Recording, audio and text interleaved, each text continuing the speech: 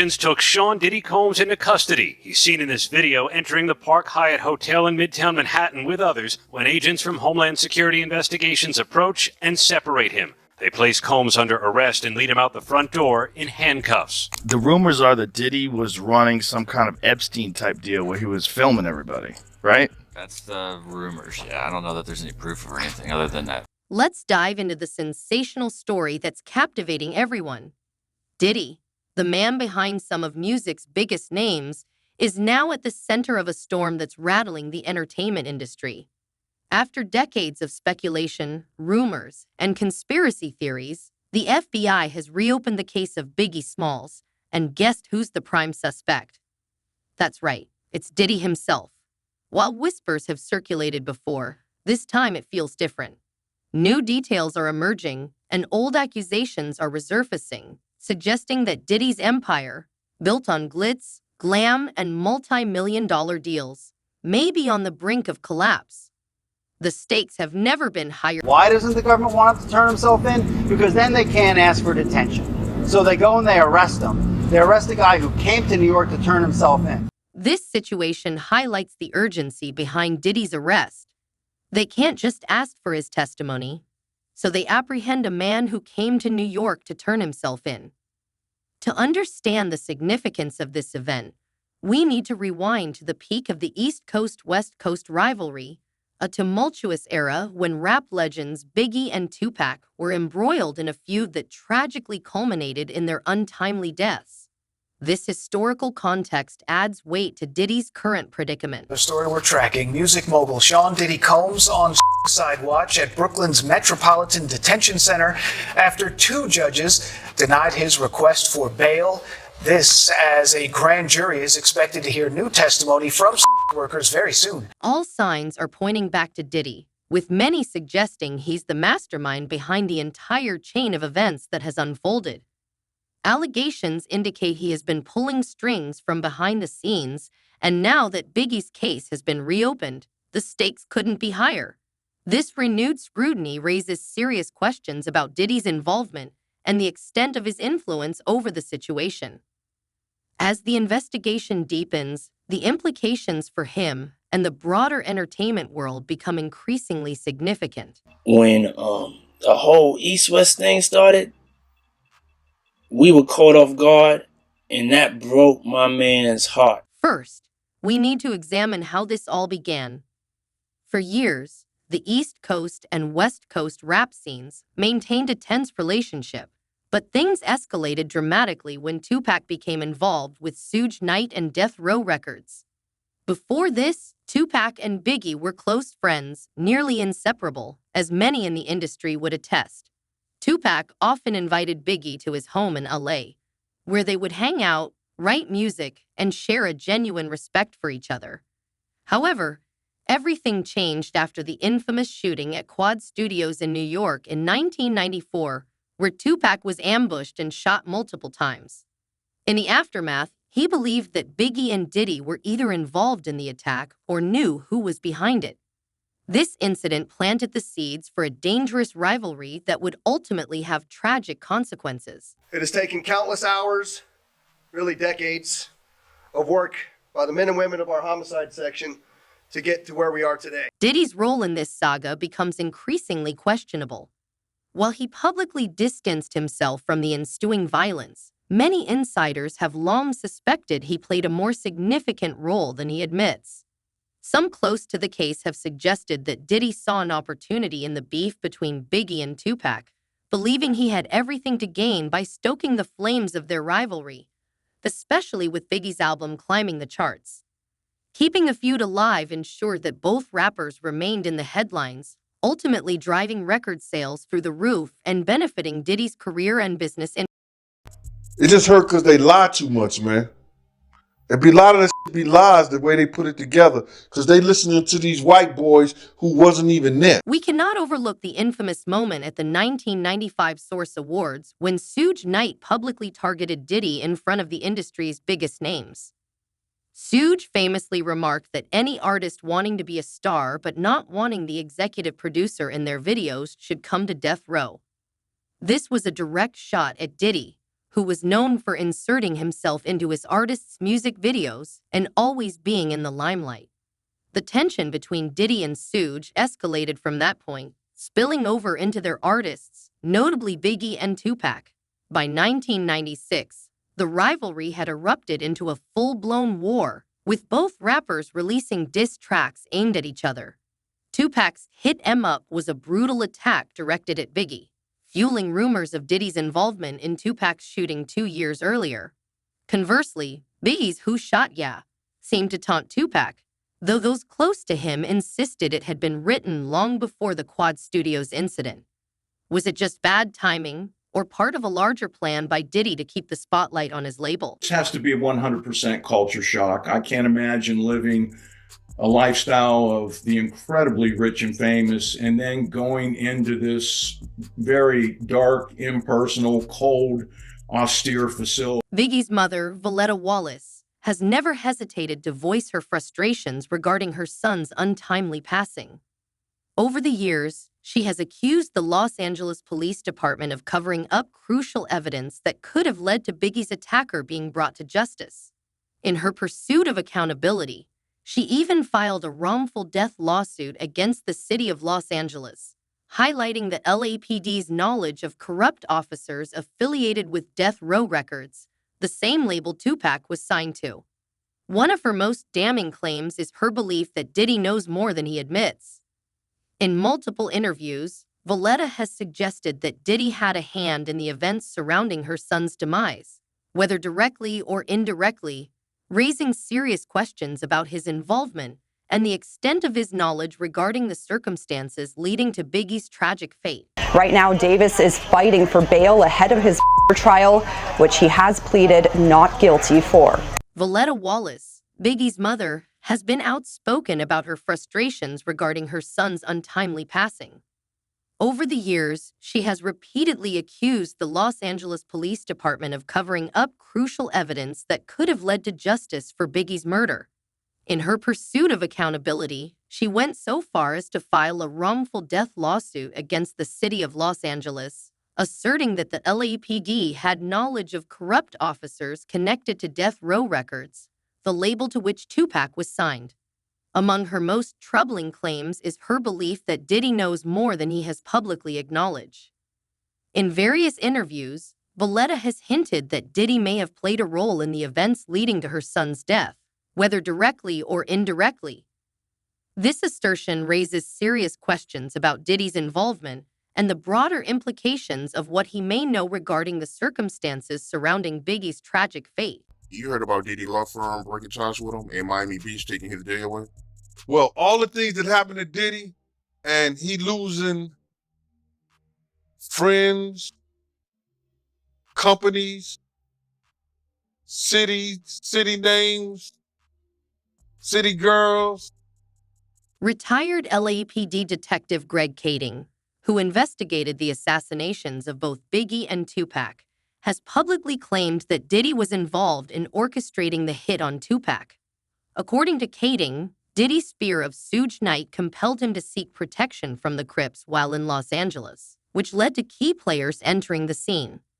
Kading asserts that Diddy was so terrified of what Suge might do that he was willing to go to extreme lengths to protect himself, even if it meant ordering a hit on his rival.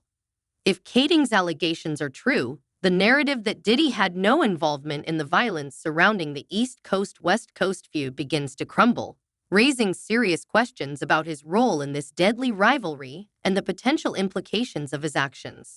That this is the end of the Diddy story as we know it. This leads us to a striking question. Could Diddy, who built his career as the mastermind behind Bad Boy Records and shaped the careers of artists like Biggie, also have played a key role in bringing down two of the biggest names in rap? If that's the case, did he orchestrate this chaos for financial gain, knowing that a feud between Tupac and Biggie would keep them in the headlines and drive record sales? The deeper you delve into this story, the more it appears that Diddy may not have just had a front-row seat to the East Coast-West Coast war. He might have been calling the shots all along. This potential revelation raises serious concerns about his motivations and the extent of his involvement in the tragic events that unfolded during this tumultuous period in hip-hop history. Ultimately, how these accusations have to be viewed right now, because we've had, almost 15 years, and the police have not connected Diddy to these accusations. There may be some truth to them, there may not, but right now, there obviously hasn't been enough for the police to make an arrest. Let's not forget how far Diddy has come since those days. After Biggie's passing, Diddy seemed untouchable, consistently dropping hit after hit and expanding his empire far beyond music. However, history has a way of catching up with even the most powerful figures. With the FBI reopening Biggie's case and Diddy's name increasingly linked to both Biggie and Tupac's untimely deaths, it appears that the facade surrounding his success might finally be crumbling. The renewed scrutiny raises serious questions about his past actions and their implications for his present and future. Mr. Davis will have his opportunity to present whatever evidence he wishes to. Let's not overlook how far Diddy has come since those tumultuous days. After Biggie's tragic passing, Diddy seemed untouchable, consistently dropping hit after hit while expanding his empire far beyond music into fashion, television, and other lucrative ventures. He became a cultural icon, yet his success also raised eyebrows and fueled speculation about his involvement in the darker side of the hip-hop world. However, as we've seen time and time again, the past has a way of catching up with even the most powerful figures. Now, with the FBI reopening Biggie's case and increasingly linking Diddy to both Biggie and Tupac's untimely deaths, the facade that he meticulously crafted might finally be crumbling. The renewed scrutiny sheds light on long-held suspicions and allegations surrounding his potential role in the East Coast-West Coast rivalry. This situation not only threatens Diddy's carefully maintained image, but also raises serious questions about his motivations and actions during that chaotic era. As the investigation unfolds, the implications for Diddy's legacy and future could be profound, and it remains to be seen how he will navigate these resurfacing controversies and their potential impact on his empire. Okay. You know what I'm saying? Then when you look at Pac's situation, it's just an everyday situation. You a rapper, you f*** up. Brings us to the present day, where things have taken a dramatic turn. Diddy, once seen as untouchable, is now facing some of the most serious allegations of his career. Could these new revelations finally bring the truth to light, not just about Biggie's demise, but about everything that has been lurking beneath the surface of his empire for years? If you thought the story couldn't get any more intense, think again. What's happening with Diddy right now extends far beyond just Biggie or Tupac. It reveals a much larger picture with a bloody trail that stretches well beyond the East Coast-West Coast rivalry. Whispers about Diddy are everywhere, with stories from both the past and present finally surfacing. As these narratives emerge, the cracks in his empire are starting to show, raising serious questions about his legacy and the consequences of his actions over the years. The fallout from this unfolding saga could be monumental. Walk us through those final moments, just being in that car. The theory that Diddy orchestrated the infamous feud between Tupac and Biggie isn't as far-fetched as some might think. In fact, this idea is gaining traction, especially with the reopening of Biggie's case.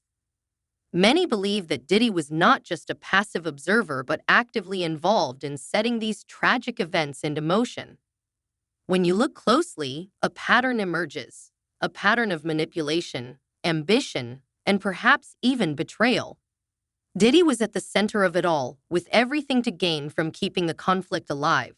At that time, Bad Boy Records was riding high on Biggie's success, and Tupac's involvement only fueled their rise. Tupac's accusations following the 1994 shooting created a buzz that kept both artists in the spotlight, leading to more money, fame, and power for those pulling the strings. While Diddy publicly called for peace, there have been whispers that he was quietly fanning the flames, ensuring the rivalry kept the media frenzy alive. After all, controversy sells records, and Diddy was a businessman first and foremost. This narrative becomes even more complex considering Diddy's name has emerged in other serious situations. painting him as someone unafraid to get his hands dirty to protect his empire. Take, for example, the lawsuit from his former bodyguard, who has gone on record multiple times claiming that Biggie's passing was no random act of violence. He insists that the widely accepted story of a drive-by shooting is incomplete. According to him, Biggie's shooter had been waiting all night, lurking for the perfect moment to strike. This raises troubling questions about Diddy's potential involvement and the lengths he might go to secure his dominance in the industry. Wasn't no drive-by. Car was standing there at the corner. We talk about this shit all the time, bruh. In an interview, Diddy's former bodyguard, Gene Deal, revealed a shocking twist. He claims that Biggie was not the intended target that night. It was supposed to be Diddy himself. Deal said he received intel warning him of a hit, which he promptly passed on to Diddy, alerting him that people were gunning for him. Instead of taking action to protect Biggie, Diddy allegedly dismissed the warning, brushing it off as insignificant. The kicker? Deal's car didn't stop at the red light that Biggie's did, suggesting that Biggie was left as bait. This disturbing version of events raises unsettling questions. Was Diddy willing to let his friend and biggest star take the fall to save his own skin? It's a chilling thought and one that's hard to shake, especially considering the revelations surrounding Diddy's potential role in the tragic events that unfolded. So why you think they tied Diddy name to it? Because it makes the East Coast and West Coast war works for the authorities and for the news media. Didn't no cops do that. It was an East Coast, West Coast war, and it was a drive-by shooting. It was never no damn drive-by shooting. And that's not all. Deal wasn't merely making baseless accusations. He suggested that Diddy orchestrated the entire situation, fully aware that Biggie was vulnerable that night. Deal even hinted at Diddy's involvement in shady deals with certain dangerous figures from the underworld, individuals who wouldn't hesitate to eliminate anyone who posed a threat. According to Deal, Diddy was playing both sides, keeping close ties to the streets while maintaining a polished public image. This strategy may have worked for him in the short term, but it now appears that those old alliances are beginning to catch up with him, raising serious questions about his integrity and the lengths he might go to protect his empire. Now for what's trending in true crime, nearly 30 years after the of legendary rapper Tupac Shakur, the man accused of his is now claiming that Sean Diddy Combs once ordered a hit on the rap icon. In a recent court filing, a 2009 interview between police and Dwayne Keefe D. Davis is making headlines yet again. Let's not forget that around the same time, Suge Knight, the head of Death Row Records and another central figure in the East Coast-West Coast feud, was making his own strategic moves. The animosity between Suge and Diddy was well documented, and many in the industry knew that it extended beyond mere professional rivalry. It was deeply personal. Suge had his reasons for wanting Diddy out of the picture, and Diddy, in turn, had ample motivation to keep Suge at bay. Reports indicate that Diddy was terrified of Suge, which led him to align himself with certain gangs for protection when he was in Los Angeles. However, things take a darker turn with rumors suggesting that Diddy was so desperate to ensure his safety that he might have been willing to cross lines that no one should ever cross. This is where the name Kef ID arises repeatedly in discussions surrounding Diddy's potential involvement in orchestrating violence. Kef ID has gone on record in interviews and his book, asserting that Diddy approached him and his crew to handle issues in LA. According to Kef ID, Diddy made it clear that he wanted Tupac and Suge taken out and was willing to pay handsomely to make it happen.